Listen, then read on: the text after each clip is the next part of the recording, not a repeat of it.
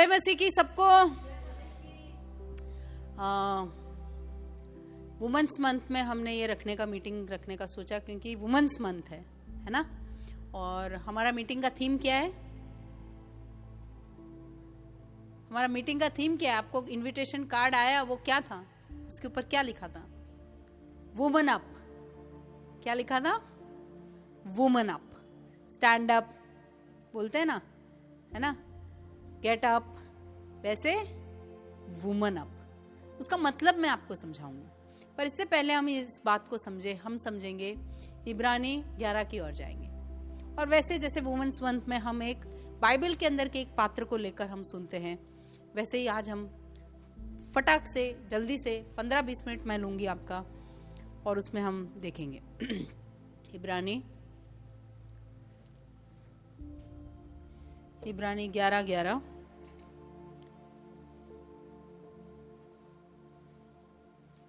इब्रानी 11:11। एक माइक अरुण किसी को दे दो ना, पूनम को दे दो।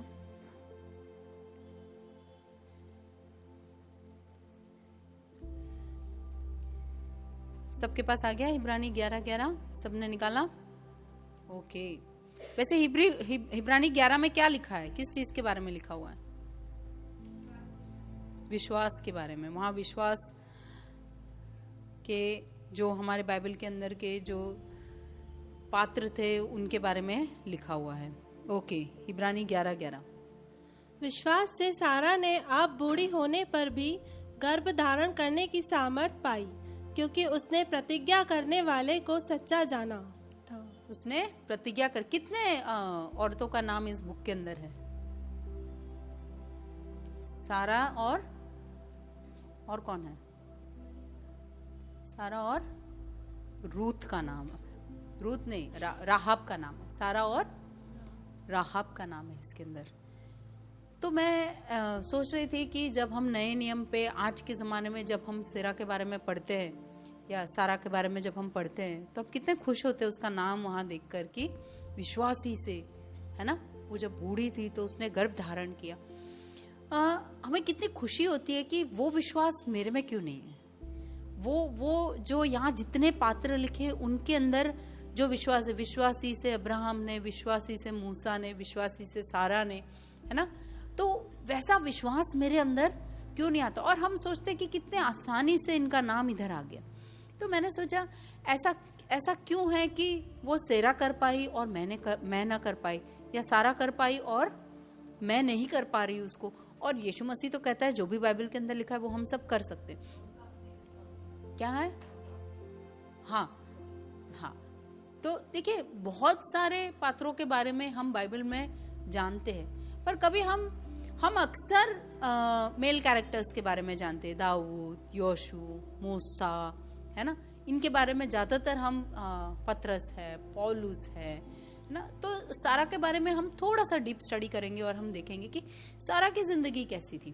तो इसके लिए हमें पहले जानना पड़ेगा कि सारा किसकी पत्नी थी। हाँ, तो छोटा छोटा हम फटाफट पढ़ेंगे।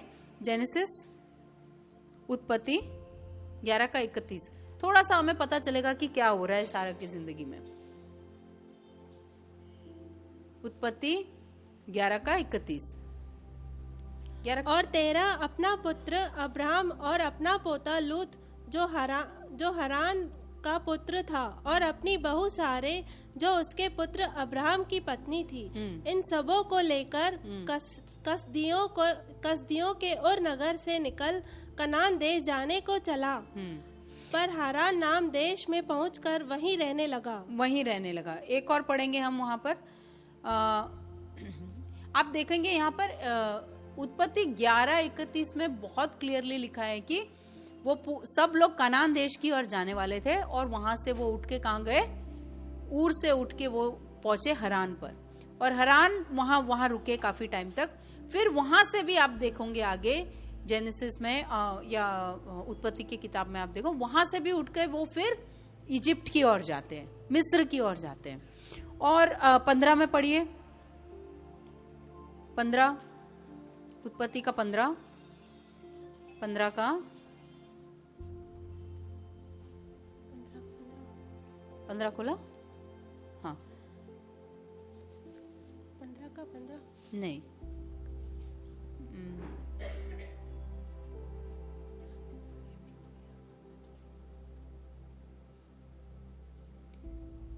नहीं 15 नहीं 12, सॉरी 12 का 1 पढ़िए। यहोवा ने अब्राम से कहा, अपने देश और अपनी जन्मभूमि। 11 में अब्राम का पिता एक जगह से दूसरी जगह गया, और यहाँ पर 12 में परमेश्वर क्या बोल रहा है उसको, तू वहां से भी उठ और एक दूसरी जगह चल, जहां मैं तुझे दिखाऊंगा वहां चल।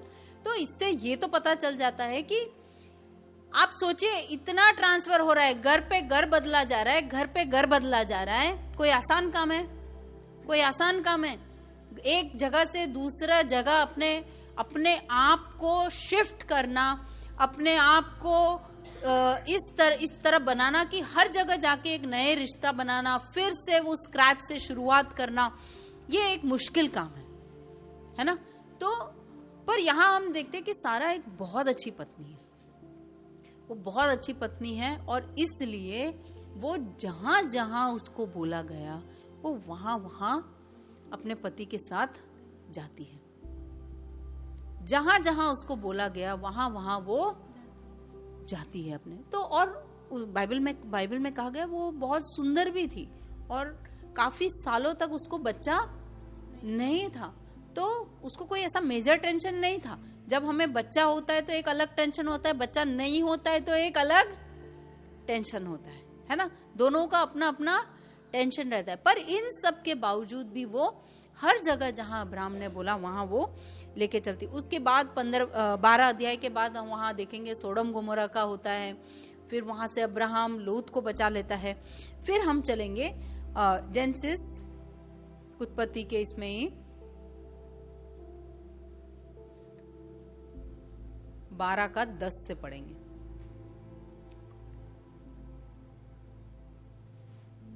और उस देश में अकाल पड़ा, और अब्राम मिस्र देश को चला गया कि वहां परदेशी होकर रहे, क्योंकि देश में भयंकर अकाल पड़ा था। फिर ऐसा हुआ कि मिस्र के निकट पहुंचकर उसने अपनी पत्नी सारे से कहा, सुन, मुझे मालूम है कि तू एक सुंदर स्त्री है। इस कारण जब मिस्री तुझे देखेंगे तब कहेंगे यह उसकी पत्नी है, सो वे मुझको तो मार डालेंगे, पर तुझको जीती रख लेंगे। सो यह कहना कि मैं उसकी बहन हूँ, जिससे तेरे कारण मेरा कल्याण हो और मेरा प्राण तेरे कारण बचे रहे। अगर आप सारा की जगह होते तो आप क्या बोलते हैं? आपके अंदर वो क्या भावना आती? आपका पति आपको एक जगह, फैमिन है, वहां पर अकाल पड़ी है, वहां से आपका पति आपको उठा के ले जा रहा है और आपको बोल रहा है कि मिस्र में जाते तू बहुत सुंदर है, तो क्या तेरे वजह से मेरी जान चली जाएगी, तो तू क्या बोलना कि तू मेरी बहन है। वैसे वो उसकी बहन थी पर एक ही माँ में से नहीं थी, और बोलता है कि तू मेरी बहन है, ऐसा बोलना ताकि मेरी जान बच जाए। अगर आप सारा की जगह पर होते तो आपके मन के अंदर क्या भावनाएं आती? और वैसा होता भी है। आप आगे पढ़िए। फिर ऐसा हुआ कि जब अब्राहम मिस्र में आया तब मिस्रियों ने उसकी पत्नी को देखा कि यह अति सुंदर है, और फिरौन के हाकिमों ने उसको देखकर फिरौन के सामने उसकी प्रशंसा की। सो वह स्त्री फिरौन के घर में रखी गई। फिरौन के घर में रखी गई। और फिर वहाँ आगे क्या हो रहा है? और उसने उसके कारण अब्राहम की भलाई की, सो उसको भेड़ बकरी, गाय बैल, दास दासियां, गधे गधियां और ऊंट मिले, सब दिया। अगर आप सारा की जगह होते तो क्या होता? फिरौन ने देखा कि ये कितनी सुंदर स्त्री है, तो उसने अपने घर पर उसको रख लिया और उसको भाई समझकर बहुत सारा तोहफा दिया। आप बताइए ना, आप चुप मत बैठिए। यहाँ आप आए बोलने के लिए, आप संडे चुप रह सकते हैं, आज बोलिए। आपकी क्या फीलिंग आती? अंजलि, क्या फीलिंग आती है आपकी?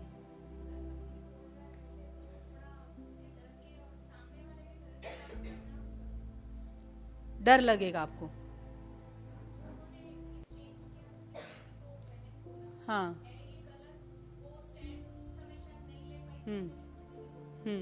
ओके, वो स्टैंड नहीं ले पाई। ओके, और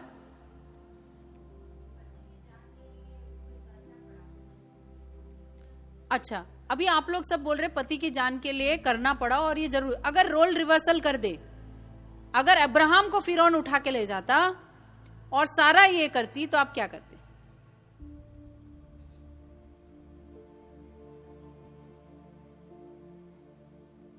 क्या करते लीला बहन, आप क्या करते? अब्राहम को छुड़ाने के लिए आप जान लगा देते, पर अब्राहम को तो तोहफा मिल रहा है। हाँ, सारा ऐसा बोलती, ऐसा आप सोच रहे हो कि सारा ऐसा बोलती, पर क्यों अब्राहम नहीं बोल पाया वहां पर सारा के लिए? ऐसा होता है ना हमारी जिंदगी में कई बार कि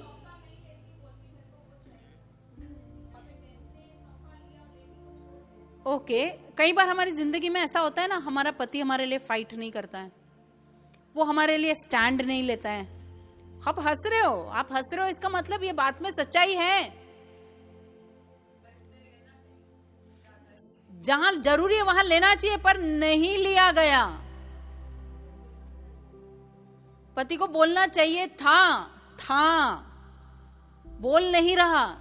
होता है ना आपकी जिंदगी में, कभी कभी आपका भाई, आपका देवर, आपका जेठ, हाँ, जहां स्टैंड बेटा, जहां आपके लिए स्टैंड लेना चाहिए, आप बहन हो किसी के, आप बीवी हो किसी के, आप पत्नी हो किसी के, जहां पर स्टैंड लेना चाहिए वहां पर अगर वो स्टैंड नहीं लेता और आपके मुंह के अंदर कुछ शब्द बोल दिए जाते हैं कि तुझे ये बोलना है, आप साइलेंट हो जाते हो।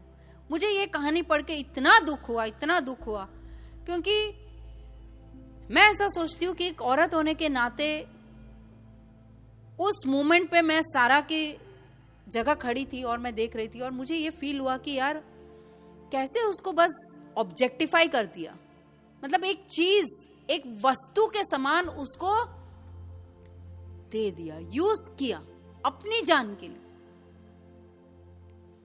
और सारा कुछ नहीं बोली। आज भी होता है, आज भी ये चीज होता है। तो एक बात याद रखना, अब आप देखेंगे आगे पढ़िए।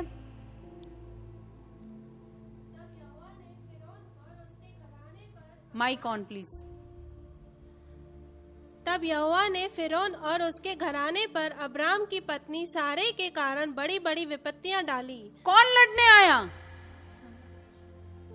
आया? अब्राहम जहां खड़ा नहीं हुआ, वहां पर परमेश्वर खड़ा होकर फिरौन के घर में बड़ी बड़ी विपत्तियां डाल दी, जिसकी वजह से फिरौन डर गया। अगर आपका पति, अगर आपका भाई, अगर आपका जो भी मेल कैरेक्टर आपकी जिंदगी में है, आपका पिता आपके लिए खड़ा नहीं होता, तो एक बात याद रखना, जहां स्टैंड लेना चाहिए, जो सही बात है उसके लिए स्टैंड लेना चाहिए, वो स्टैंड नहीं लेते, वो आपके लिए खड़े नहीं रहते, तो याद रखना ये युद्ध परमेश्वर लड़ेगा आपके लिए। आप कभी भी मायूस होकर ये नहीं सोचना कि प्रभु मैं कैसी हालत में। सारा ही जब फिरौन की महल में गई होगी तो क्या सोच रही होगी, क्या होगा उसके साथ? वो सोच रही होगी कहीं मैं सुसाइड ना कर लूं, यार मैं सुसाइड ही कर लूं, इससे तो बेटर है किसी और आदमी के साथ जाऊं, मेरी परिस्थिति में मुझे बचाने वाला कोई नहीं है। चारों ओर मैं घेरी हुई हूं ऐसी परिस्थिति से। पर याद रखना मेरी बहनों, परमेश्वर आएगा। भजन संहिता 18 पढ़िए, परमेश्वर कैसे आता है आपको बचाने, आप पढ़िए भजन संहिता 18 निकालिए।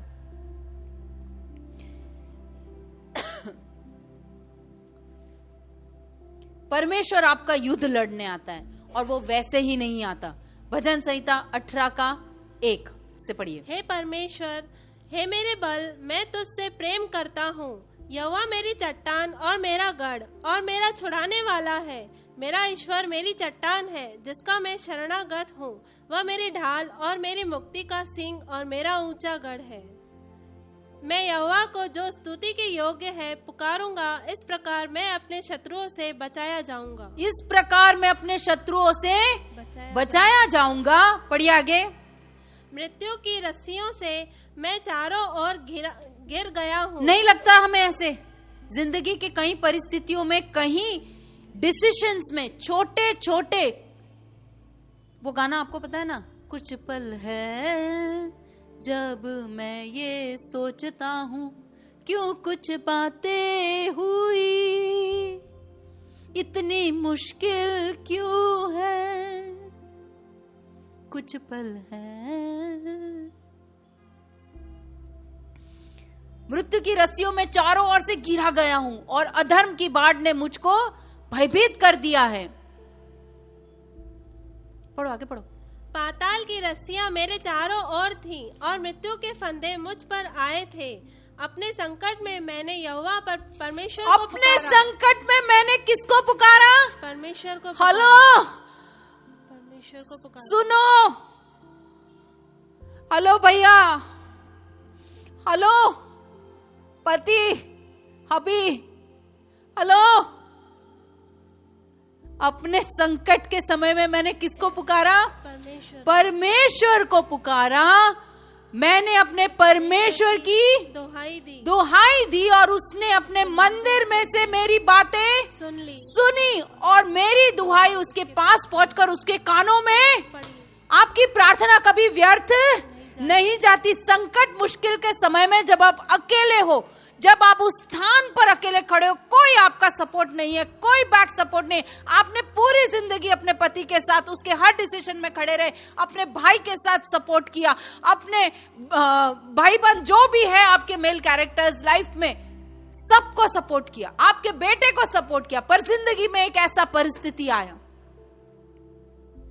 जब आप अकेले वहां खड़े हो। हर मोड़ पे आप खड़े रहे, हर जगह पर आप खड़े रहे, हर डिसीजन में आप खड़े रहे, जो कहा वो किया। अंत में जब आप अकेले होते हो तो जब परमेश्वर को पुकारोगे तो उसकी आवाज उसके कानों तक पड़ेगी। और वो कैसे आता है देखो। तब पृथ्वी हिल गई मेरी प्रार्थना से। हालेलुया बहनों। और कांप उठी और पृथ्वी कांप उठी और पहाड़ों के नेवे कपित होकर हिल गई, क्योंकि वो अति क्रोधित हुआ था। पढ़ो, आगे पढ़ो। उसके नथनों से धुआं निकला और उसके मुंह से आग निकलकर भस्म करने लगी, जिससे कोयले दहक उठे। और वह स्वर्ग को नीचे झुकाकर उतर आया। कैसे आया? स्वर्ग को नीचे झुकाकर उतर आया और उसके पांव तले घोर अंधकार था। पढ़ो आगे। और वह करूब पर सवार होकर उड़ा। हवाओं के पर वो सवार होकर वेग से उड़ा। वरण पवन के पंखों पर, वो वर्ष वापस, वरण पवन के पंखों पर सवारी करके वेग से उड़ा। On the wings of the wind, on the wings of the wind he came. आप सोच रहे हो कितने स्पीड में यूं आपको मदद करने वाला आपका परमेश्वर। आप कभी भी अकेले नहीं हो, इस बात को आप याद रखना। आप कभी भी अकेले नहीं हो। जब आप परमेश्वर को ऐसे समय में पुकारते हो तो परमेश्वर दौड़कर पवन के पंखों पर उड़कर स्वर्ग को झुकाकर, आप सोचिए ऐसे परमेश्वर कितना महान है। Hallelujah, hallelujah. हम उस परमेश्वर के बेटे बेटियां हैं। हालेलुया। वो झुकाकर हमें बचाने आता है, हमें डरने की जरूरत नहीं है। आगे देखेंगे। उसने अंधियारे को अपने छिपने का स्थान और अपने चारों ओर मेघों के अंधकार और आकाश की काली घटाओं। ये वचन को 10वें वचन को आप अपने वॉल पर प्रिंट कर रख दो कि परमेश्वर 9 और 10 स्वर्ग झुकाकर किस तरह से जब वो मेरी दुहाई सुनता है और मेरी दुहाई जब उसके कानों पर पड़ती है तो वैसी परिस्थिति में वो दौड़कर उतरकर आता है। उत्पत्ति 16 में जाएंगे हम। उत्पत्ति 16 उसका 4 और 6। यहां पर हम देखेंगे कभी कभी हम लोग बहुत ओवर स्मार्ट हो जाते हैं और हम परमेश्वर की मदद करने में जुट जाते हैं, है ना। ऐसा कौन सा सपना है आपके पास? कोई सपना है? ऐसा सपना है आपके पास?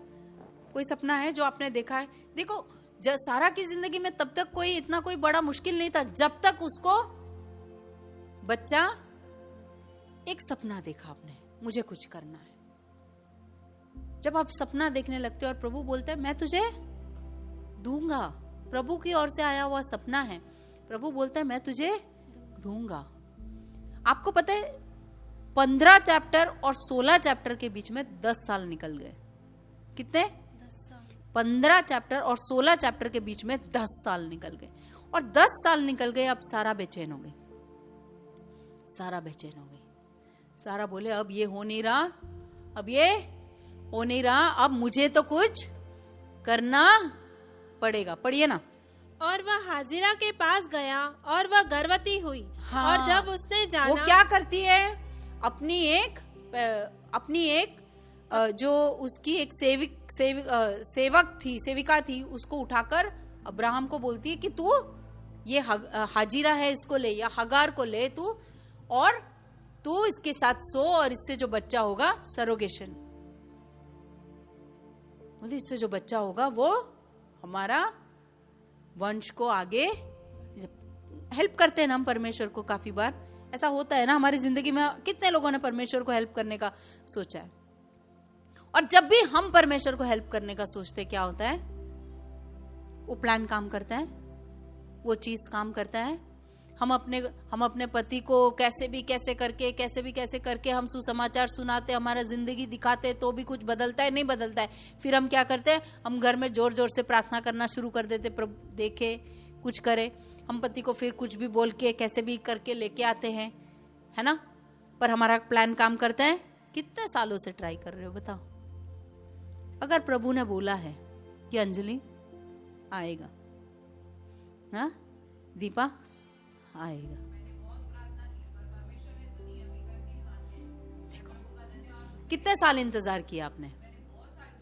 कितने साल इंतजार? 8 साल इंतजार किया। इसके बीच में आपने कितना अपना प्लान लगाया? कुछ भी काम किया? कुछ भी काम नहीं किया, कुछ भी काम नहीं। वो उल्टा पड़ गया। अब आप देखो वहां आगे पढ़िए, जब वो गर्भवती हुई,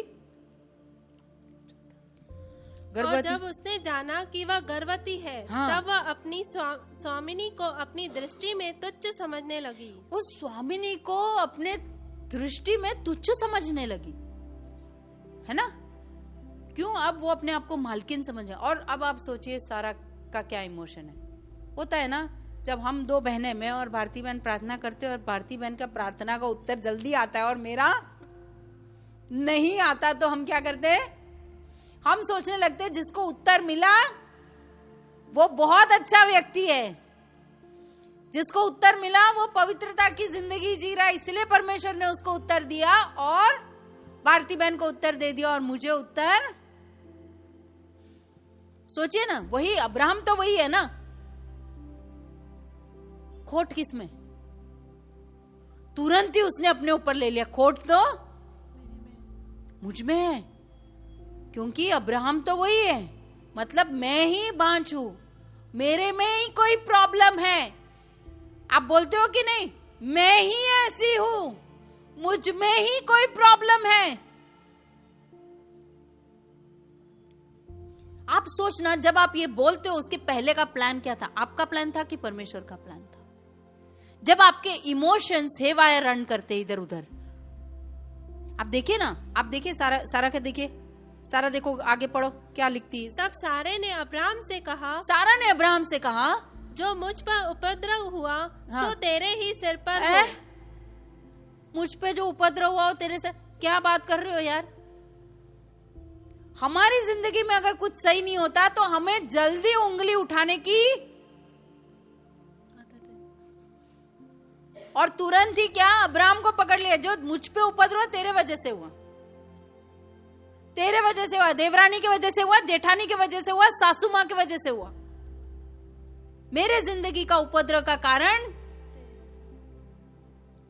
पढ़ो आगे। अपनी दासी को तेरी पत्नी कर दिया।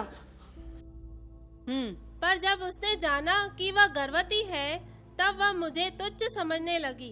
सो यहोवा मेरे और तेरे बीच में न्याय कर। देखिए, तुच्छ समझने वाली बात आई कहाँ उसके मन में? हाजिरा भी कम नहीं थी, उसने भी थोड़ा वहम मारा है, उसने भी थोड़ा स्टाइल मारा। देखा, मैं अब पत्नी, उसने सोचा मैं पत्नी, मैं बड़ी हूं, मैं बड़ी जेठानी हूं, मैं बड़ी, तू छोटी देवरानी है, मैं बड़ी हूं, ऐसा किया कर, तू छोटी है। पावर प्ले होता है। तू औरत है, मैं आदमी हूं, तू लड़का है, तू लड़की है। Power play. जब पावर प्ले हमारी जिंदगी में आता है ना, तो क्या हो जाता है? तहस नहस। हमारा इमोशन, हम दूसरों को ब्लेम करने लगते हैं, हम दूसरों को तुच्छ समझने लगते हैं। आगे पढ़िए, और फिर क्या हुआ? अब्राहम ने सारे से कहा, देख तेरी दासी तेरे वश में है, जैसा तुझे भला लगे वैसा ही उसके साथ कर। देखिए, एक बात मैं आप लोगों को बता देती हूँ। मस्त अब्राहम ने एंजॉय किया, बच्चा हुआ है। जब बात आई कि भाई ये मेरे साथ अच्छा बिहेव नहीं कर रही है, तो क्या किया? तेरी दासी तेरे हाथ में, तेरे को जैसा करना है कर। कभी भी किसी का भी सेकंड बनने का नहीं, किसी का भी सेकंड बनने का नहीं, क्योंकि पत्नी पत्नी ही रहती है, पत्नी पत्नी ही रहेगी। आप किसी का सेकंड बनने जाओगे तो यही हाल होगा। पति खड़े होके बोलेगा कि तेरे को जैसा ठीक लगता है वैसा तू कर। और क्या किया वहां पर? सो सारे उसको दुख देने लगी और वह उसके सामने से भाग गई। तब यहोवा उसको ऐसा दुख देने लगी। आप सोचिए, यहाँ पर सिर्फ कहानी सारा और अब्राहम की नहीं है, यहाँ पर कहानी दो औरतों की है। हम औरतें होकर दूसरी औरत को कैसे ट्रीट करते हैं उसके ऊपर है। कैसे ट्रीट करते हैं? एक सास एक बहू को कैसे, एक जेठानी एक देवरानी को कैसे, एक चर्च में आने वाली बहन दूसरी बहन को कैसे। ये दो बहनों के बीच की बात है। हम अगर अपने बेटे को नहीं सिखाएंगे कि एक औरत के साथ कैसे बर्ताव करना है, कैसा स्वभाव रखना है, कैसे उसको ट्रीट करना है, अगर हम नहीं बताएंगे हमारे लड़कों को, तो लड़के दुनिया से सीख कर आकर लड़कियों को ट्रीट करेंगे। हम दो औरतें एक सहन नहीं कर सकती।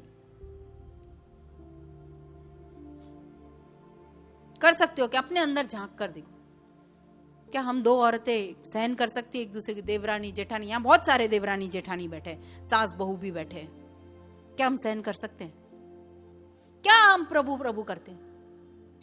हम एक दूसरे को इतना तड़पाया एक ने दूसरे को कि वो भाग गई, ये भी नहीं सोचा कि वो प्रेग्नेंट है। कूदी का प्लान था वो कि भाई इसको लेके इसके हाथ में दूं मैं। अच्छी खासी काम कर रही थी वो बेचारी। 2 मिनट सोचिए ना, आपका रिश्ता कैसा है? आपकी देवरानी के साथ, आपकी जेठानी के साथ, आपकी नंदोई के साथ, नंदोई की ननंद के साथ, क्या रिश्ता जमाया है आपने? और फिर हम मसी मसी करते हैं। क्या रिश्ता है आपकी भाभी के साथ? भाभी तो भूल ही गई। आपकी बहू के साथ सोचने ऐसी बात है ना, जिसका नाम इब्रानी के पुस्तक में लिखा है कि विश्वासी स्त्री थी। मतलब इतना तड़पाया उसको, इतना तड़पाया। पर एक बात याद रखना, उसका नाम तब तक वहां पर सारा ही लिखा था, सारा ही नाम लिखा था उसका वहां पर। उसके बाद परमेश्वर ने प्रिंसेस, मतलब प्रिंसेस, राजकुमारी,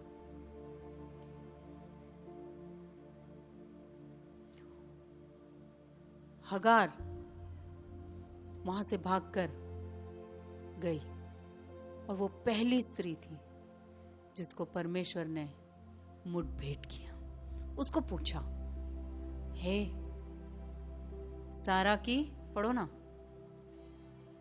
तब यहोवा के दूत ने उसको जंगल में शूर के मार्ग पर जल के एक सोते के पास पाकर कहा, हे सारे की दासी हाजिरा। हाँ, सारा की दासी हाजिरा, तू कहाँ से आती? तू कहाँ से आती? जैसे प्रभु को पता ही नहीं है, तू कहाँ से आती और कहाँ को जाती है? और कहाँ को जाती है? उसने कहा, मैं क्यों प्रभु सवाल पूछ रहा है?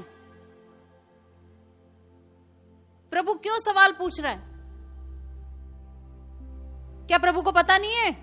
प्रभु चाहता है कि हम अपने मुंह से बोले कि हाँ प्रभु, मैं अपनी स्वामिनी सारे के स्वामिनी सारा से भाग आई हूँ। कन्फेशन, प्रभु चाहता है कि तुम कबूल करो, मेरे जेठानी के साथ मेरा रिश्ता अच्छा नहीं है। प्रभु चाहता है कि तुम कबूल करो, मेरी सास मेरी बहू के साथ मेरा रिश्ता अच्छा नहीं है।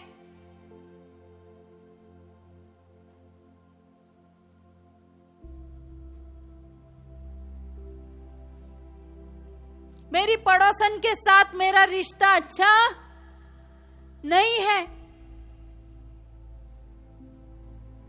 वो कबूल करने के बाद प्रभु उसको क्या बोलता है? आप देखो, जब उसने कबूल किया प्रभु उसको क्या बोलता है? यहोवा के दूत ने उससे कहा, अपनी स्वामिनी के पास लौट जा। अपनी स्वामिनी के पास लौट जा और उसके वश में रह। वश में रह, इंग्लिश में शब्द है उसके अधीन रहे तू।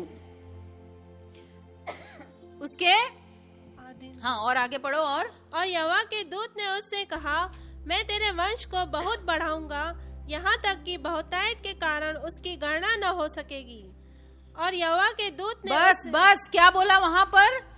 तेरे वंश को बहुत बढ़ाऊंगा, यहाँ तक कि बहुतायत के कारण उसकी गिनती न हो पाएगी। एक औरत का कन्फेशन, एक औरत ने कबूल किया कि हाँ प्रभु मेरे से गलती हुई है, मैं वहां से भागकर आई हूं, मेरा रिश्ता सही नहीं है। जब उसने कबूल किया प्रभु ने उसको आशीष दिया,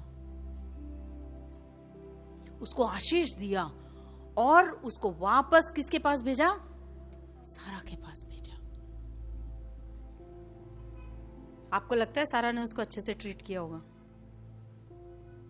नहीं, सारा ने उसको अच्छे से ट्रीट नहीं किया। कहा जाता है 4000 साल तक इस्माइल और इसहाक के बीच में, बच्चे के बीच में लेके माँ लोग लड़ते थे। पर मैं समझती हूँ जब वहां से हगार गई होगी, हाजिरा वहां से जब गई होगी, वो अपने आप को बदल के गई। भले सारा बदले की ना बदले, प्रभु की हुजूरी ने उसको बदल दिया। आमीन।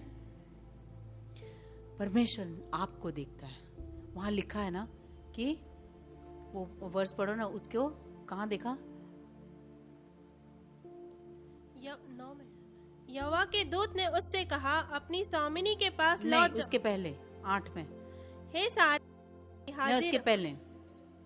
तब यहोवा के दूत ने उसको जंगल में शूर के मार्ग पर जल के एक सोते के पास पाकर कहा। परमेश्वर एग्जैक्ट लोकेशन पे आएगा। अब्राहम बचाने नहीं आया, सारा बचाने नहीं आई, परमेश्वर एग्जैक्ट लोकेशन पे आके वो देख रहा है तुझे। God sees you and he hears you. वो सुनता है। पास आकर वो खड़ा हो गया। परमेश्वर आपके पास है। आज हमारा थीम जो है वो वुमन अप है। मैं ज्यादा लंबा इसको खींचना नहीं चाहती। एक आखिरी पद पढ़ेंगे हम, उत्पत्ति 17। उत्पत्ति 17 में आप देखेंगे परमेश्वर अब्राहम को आके बोलता है। 17 का 1 पढ़िए। जब अब्राहम 99 वर्ष का हो गया, तब यहोवा ने उसको दर्शन देकर कहा, हे सर्वशक्तिमान ईश्वर हूँ, मैं सर्वशक्तिमान, मैं सर्वशक्तिमान ईश्वर हूँ, मेरी उपस्थिति में चल और सिद्ध होता जा। अब परमेश्वर ने उसको आके बोला कि भाई तेरी चाल सही नहीं है, तू सीधा चल, मैं सर्वशक्तिमान परमेश्वर हूँ, अब तू सीधा चल। और आप देखोगे वहां पर, पढ़ाना नहीं चाहती मैं आगे, वहां देखोगे आप परमेश्वर आके बोलता है कि तुझे एक बेटा होगा। और सारा हंसती है, और सारा हंसती है, और हंसती है, और परमेश्वर उसको पूछता है कि सारा क्यों हंसी, तो बोलती है मैं नहीं हंसी। अब आप सोचिए ना, ऐसा कौन सा चीज है आपकी जिंदगी में जिसका सपना आप देख रहे हो और अचानक प्रभु बोलता है हो गया, दुकान डालना था तुझे, दुकान हो गया। बिलीव होता है क्या? है विश्वास होता है क्या? हाँ विश्वास होता है क्या? हाँ दिया। कभी सपने में सोचा था डाइटिशियन का? कभी सोचा था सपने में? जब परमेश्वर ने दिया, जब तुम करने लगे, तुम्हें ऐसे विश्वास हो रहा था कि यार क्या हो रहा है? तुम्हें हंसी नहीं आ रही है सोचकर आज कि वाह,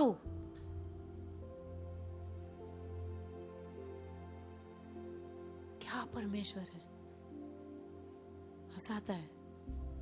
उसके संदेश के साथ वो हमें हंसाता है। आज हमारा थीम जो है वो कहता है वुमन अप। वुमन अप का मतलब क्या है? आपके सामने जो भी चैलेंजेस आते हैं, जो भी परिस्थिति आती है, सारा के सामने क्या क्या आया है ना? सारा की जिंदगी का एक छोटा अंश हमने देखा। सारा की जिंदगी में क्या आया?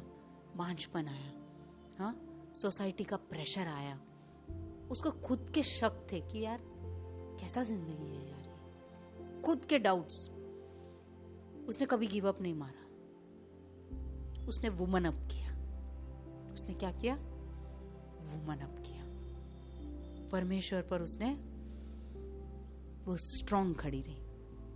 कुछ भी हो जाए, फरो के यहाँ भेज दिया, कोई बात नहीं। आप देखोगे उत्पत्ति 20 में अबीमेलेक 25 साल बाद सेम चीज अब्राहम वापस करता है उसके साथ। अबीमेलेक से डर के वो फिर से वो सारा को बोलता है कि तू मेरी बहन है।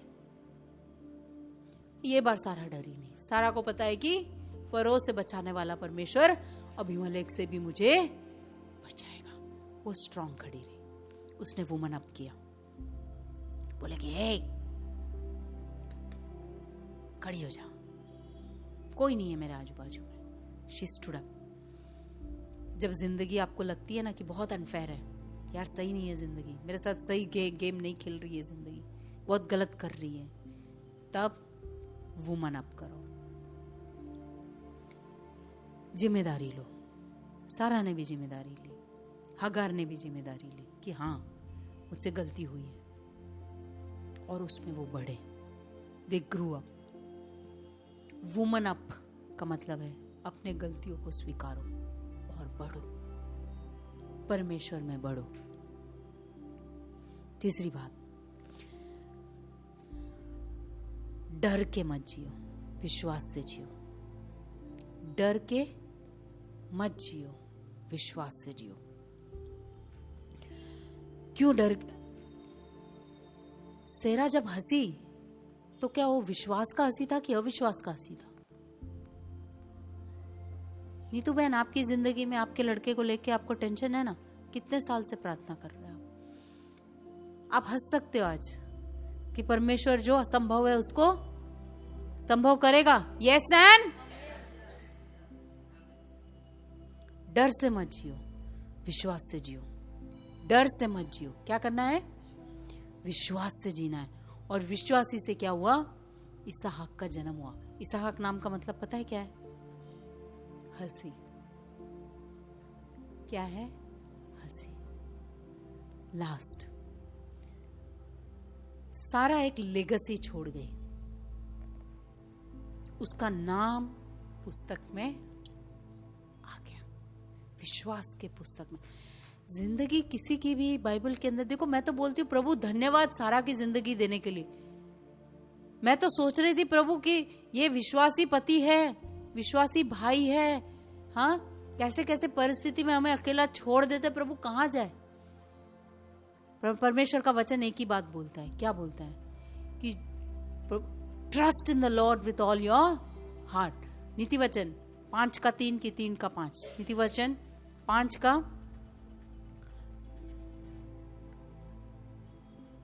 नहीं 3:5। 3:5। तू अपनी समझ का सहारा न लेना वरन संपूर्ण मन से यहोवा पर। अपनी समझ का सहारा मत ले। सारा की तरह गॉड को हेल्प करने की कोशिश मत करो। वेट करो, 10 साल निकला है, कोई बात नहीं, हाँ फिर और 15 साल निकले। सो आप देखोगे जहां इसहाक पैदा हुआ दूसरे 2 चैप्टर्स के बीच में और 15 साल निकल गए। 25 साल बाद, 25 साल के इंतजार के बाद इसहाक पैदा हुआ। तो तू अपने समझ का सहारा मत ले, परमेश्वर पर भरोसा रख। किसी पर, कोई इंसान पर भरोसा मत रख। इसका आगे वाला पढ़ना, 6वां वचन। उसी को स्मरण करके सब काम करना। उसी को स्मरण करके सब काम करना, तब वो तेरे लिए सीधा मार्ग निकालेगा। आमेन, हालेलुया। वुमन आप करेंगे, वुमन आप करेंगे। मैं वुमन बोलूंगी, आप अब बोलना। वुमन आप, वुमन आप, वुमन आप परमेश्वर पर भरोसा रखना, परमेश्वर पर भरोसा रखना, परमेश्वर पर भरोसा रखना। Man, hallelujah. आइए प्रार्थना करते हैं। मैं चाहती हूँ कि आपके बाजू में जो बहन बैठे उनके हाथों को आप पकड़िए और हम प्रार्थना करेंगे। परमेश्वर पिता, हम तेरी हुजूरी में आए प्रभु जी। सारा की जिंदगी से प्रभु हम सोच रहे थे कि हम ही ऐसे कमजोर लोग हैं जो गिरते हैं, हमारे ही इमोशंस इतने हाई है, हमें ही अकेलापन लगता है प्रभु जी। हमें ऐसा ही लगता है कि हमें ही लोग छोड़ देते, हमारा ही पति सपोर्ट नहीं करता। पर प्रभु जी, सारा की जिंदगी से तूने बहुत कुछ सिखाया प्रभु जी, कि इब्रानी की पुस्तक में आने के लिए सारा की जिंदगी में भी दिल डोल तो था ही प्रभु, पर जब उसने आप पर भरोसा रखना सीखा प्रभु जी, उसने अब्राहम पर नहीं, इसहाक पर नहीं, जब आप पर भरोसा रखना सीखा प्रभु जी, वो गर्भवती हुई प्रभु। जब लोग सब हंस रहे थे कि ये कैसे पॉसिबल है, वो खुद भी हंस रही थी कि कैसे पॉसिबल है परमेश्वर, कैसे पॉसिबल है कि मेरा पति आएगा, कैसे पॉसिबल है कि मेरा बेटा आएगा, कैसे पॉसिबल है प्रभु जी। पर परमेश्वर यहाँ बैठे हुए अनेकों की जिंदगी में परमेश्वर तूने ये दिखाया है कि असंभव को संभव करने वाला परमेश्वर तू ही है प्रभु जी। इसलिए धन्यवाद परमेश्वर। हमें मदद करना कि हम निराश होकर बैठ ना जाए, पर तुझ पर भरोसा करें, तुझे स्मरण करके सब काम करें, ताकि तू हमारे लिए सीधा मार्ग निकाले।